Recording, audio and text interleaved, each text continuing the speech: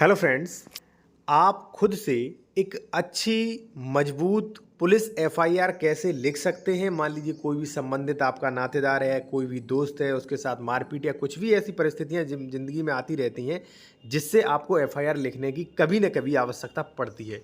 तो मैं आज आपको बहुत ही कम शब्दों में बताऊंगा कि आप अच्छी से अच्छी एफआईआर एक प्रोफेशनल तरीके से, एडवोकेट के तरीके से आप कैसे लिख सकते हैं बहुत अच्छी एफआईआर। और कुछ एफआईआर से जुड़े महत्वपूर्ण प्रश्न साथियों, जैसे पुलिस एफआईआर नहीं लिख रही है तो क्या करें, और एफआईआर लिखने का प्रारूप, पीडीएफ, और पुलिस एफआईआर दर्ज हुई कि नहीं, आपकी दर्ज करी है कि नहीं, कैसे पता करें। ठीक है, एक चीज़ और, यदि मान लीजिए आप इसी प्रकार के प्रारूप पाना चाहते हैं साथियों, तो आप हमारे टेलीग्राम चैनल को भी ज्वाइन कर सकते हैं। लिंक वीडियो की डिस्क्रिप्शन में दी गई है। साथियों, सबसे पहले हम बात करेंगे कि मजबूत एफआईआर आप कैसे लिख सकते हैं। साथियों, सबसे पहले आपको देखिए ध्यान क्या देना है कि एफआईआर करते समय आपको सिर्फ और सिर्फ 4 चीज़ों का ध्यान रखना है। क्या? कि जो शिकायत करता है, यानी कि जो पीड़ित है, हो सकता है आप हो सकता है आपके कोई घर वाले हो सकता है आपका दोस्त नातेदार हो कोई।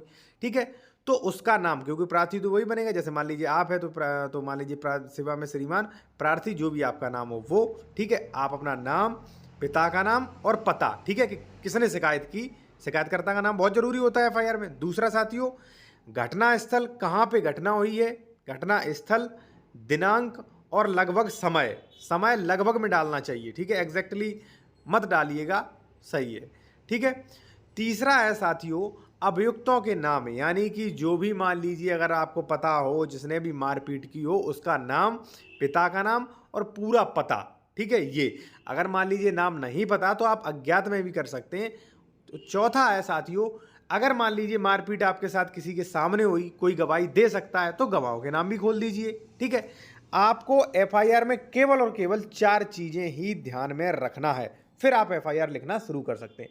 एफआईआर लिखते समय एक चीज और, आपको बहुत ज्यादा कथा लंबी नहीं करनी है कि क्या खाया था, कहाँ गए थे, कहाँ से आ रहे थे, ये आपको कुछ नहीं करना है। कि पुरानी रंजिश थी, क्या था, ये आपको कुछ नहीं करना है। ठीक है, सिर्फ 4 चीजें। वो बाद की बात है, पुलिस एफआईआर बनाएगी, एफआईआर लिखेगी, जब कोर्ट में मैटर चलेगा, वकील केस लड़ेगा, वो बाद की बातें होती है। आपको सिर्फ नॉर्मली एफआईआर लिखना है। कैसे लिखें वो मैं आपको बता दूं।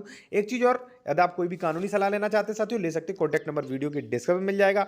और इसी प्रकार की पीडीएफ पाना चाहते हैं तो टेलीग्राम चैनल की लिंक दी गई है वीडियो के डिस्क्रिप्शन में, वहाँ पे मैं अक्सर ऐसे अपलोड करता रहता हूँ, जैसे शपथ पत्र है, एफआईआर है। तो क्या सेवा में श्रीमान थाना अध्यक्ष महोदय, जो भी आपका थाना हो, ठीक है, वहाँ पे, ठीक है, और जो भी आपका जिला हो।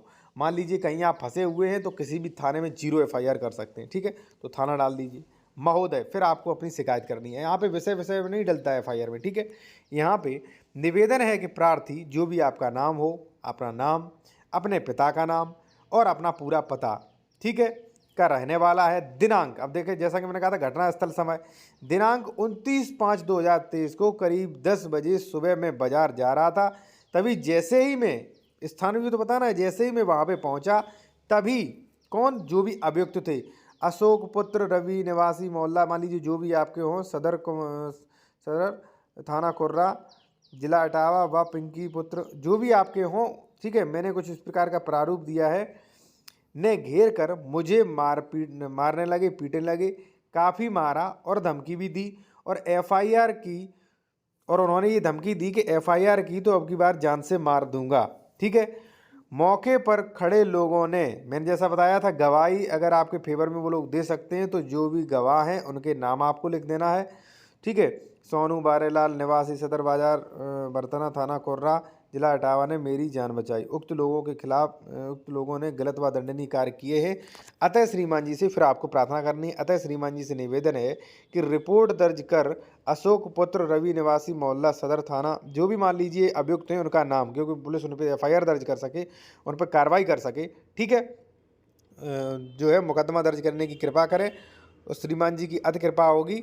और यहाँ पे फिर आपको क्या डालना है साथियों, प्रार्थी अपना नाम, यानी कि जो भी पीड़ित है उसको नाम, निवासी थाना और अपना मोबाइल नंबर भी छोड़ना है, क्योंकि पुलिस आपसे कांटेक्ट कर सके। देखिए, अब मैं कुछ एक चीज़ें आपको बता दूं। जैसा कि मैंने कहा था, आपको एफआईआर लिख ली तो सिर्फ 4 चीज़ देखिए, आपका नाम, पता, पिता का नाम हो गया आपका, घटना स्थल और दिनांक हो गई है कि नहीं, अभियुक्तों का, सबसे जरूरी अभियुक्तों का सही नाम, पिता का नाम, पता सही डला है कि नहीं, और गवाहों का नाम ऑप्शनल है, ठीक है। तो ये चीज़ें आपको इस प्रकार से एफआईआर आपको करनी है साथियों। अब एफआईआर से जुड़े कुछ महत्वपूर्ण प्रश्न जो आपको पता होने चाहिए। साथियों पहले तो आपको घबराना बिल्कुल भी नहीं है, क्योंकि कोई बड़ा काम नहीं है, आप एफआईआर लिख के तुरंत पुलिस को दीजिए। अब कई बार क्या करते हैं लोग कि एफआईआर आपने पुलिस को लिख के दी, मान लीजिए तहरीर लिख के दी, एनसीआर लिख के दी, पुलिस ने क्या किया, वो रख ली, कह दिया ठीक है जाओ। और अक्सर ये होता है छोटे से मैटर में, ठीक है, जाओ जाओ ठीक है दर्ज। तो लोग बाग जानते हैं दर्ज हो गई एफआईआर, लेकिन वो डस्टबिन में जाता है आपका, ठीक है। डस्टबिन में नहीं जाएगा तो उस तहरीर से उन लोगों से संपर्क किया जाएगा, उनसे थोड़े बहुत पैसे लेकर उसके बाद डस्टबिन में जाएगा, ठीक है। एफआईआर लिखने के बाद आपको जो भी मान लीजिए संबंधित थाना होता है वहाँ पे जाना है, उससे कहिए भाई मुझे एफआईआर की सत्यापित कॉपी दीजिए, ये एफआईआर जो मैंने दी है इसकी प्रमाणित प्रति मुझे दे दीजिए, तब मैं जाऊँगा, ठीक है। पुलिस की हैसियत नहीं कि आपको एफआईआर लिखने से मना कर दे, ठीक है, हैसियत नहीं पुलिस की, ठीक है, क्योंकि उस पर भी पुलिस के ऊपर कार्रवाई हो सकती है। पहली चीज़ तो आपको देनी है और प्रमाणित कॉपी लेकर ही आना है। मान लीजिए किसी भी तरीके से वो नहीं लिख रहे हैं साथियों, ठीक है, तो आपको क्या करना है, एफआईआर लिखने के और भी तरीके होते हैं। पहली तरीका ये है कि आप डाक द्वारा जो है ये एफआईआर लिख के उस थाना के लिए, एसएचओ के लिए आप लिख सकते हैं कि मामला दर्ज किया जाए। तो आपके पास प्रूफ हो गया कि देखिए जो डाक खाने से जो आपको रिसीविंग मिलेगी, आप प्रूफ के तौर पे रख लेंगे कि देखिए मैंने थाने को शिकायत की थी, थानेदार अधिकारी को, ठीक। पहली चीज़ वही मैटर आप एक पोस्ट करिए जो आपके संबंधित पुलिस अधीक्षक हैं उनके लिए आप करिएगा, ठीक है। तो उसकी भी आप रिसीव रख लीजिए, 2 रिसीविंग आपके पास हो गई।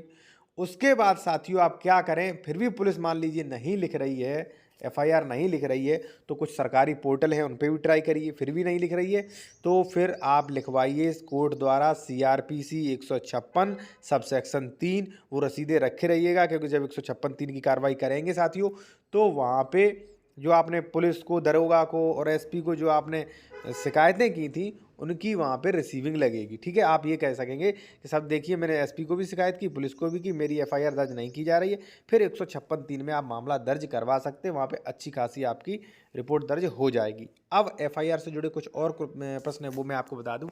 देखिए एफआईआर जो है वो हमेशा सत्य घटना पर आधारित होनी चाहिए।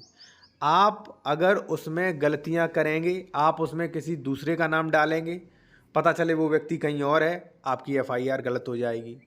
एफआईआर में उतना ही मैटर दिखाएं जितना आपके साथ हुआ है। मान लीजिए आप कह रहे हो कि मेरे साथ बहुत ज़्यादा मारपीट हुई, गंभीर मारपीट हुई, तो फिर मेडिकल भी आपसे लगेगा कि भाई कितनी चोटें आई। तो एफआईआर को इतना बढ़ा चढ़ा के मत कहिएगा कि एफआईआर ही आपकी प्रथम दृष्टया झूठी लगे, ठीक है। ये मैं आपको बता रहा हूँ, ये आपके वकील अगर बता रहे हैं कि बहुत बड़ा चढ़ा के गलत कर रहे हैं, ठीक है, एफआईआर को साबित करने में परेशान हो जाएगी। अगर मामला सही है तो सही मामला ही दिखाया जाना चाहिए। और कोई भी कानूनी सलाह लेना चाहते हैं या पीडीएफ प्राप्त करना चाहते हैं तो